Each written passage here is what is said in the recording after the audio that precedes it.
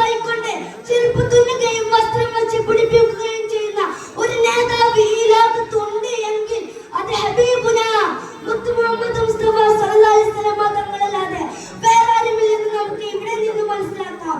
അതുകൊണ്ട് ലോകത്തിന് തുല്യതയില്ലാതെ സ്നേഹിക്കപ്പെടുകയും അതിനേക്കാൾ തുല്യതയില്ലാതെ സ്നേഹം ലോകത്തിന് പടർന്നു പിടിക്കുകയും ചെയ്യുന്ന നേതാവാണ്. വമാ അർസൽനാക ഇല്ലാ റഹ്മതൻ ലിൽ ആലമീൻ. ലോകത്തിന് കാരുണ്യമായിട്ടാണ് അല്ലാഹു നമ്മെ സംവിധാനിച്ചത്. അതുകൊണ്ട് ലോകത്തിന് കാരുണ്യമായി അവതരിച്ച റസൂലുള്ളാഹി സ്വല്ലല്ലാഹു അലൈഹി വസല്ലം തങ്ങളോടുള്ള ബാധ്യത നമുക്ക് പറഞ്ഞു തീർക്കാൻ സാധിക്കുന്നതല്ല.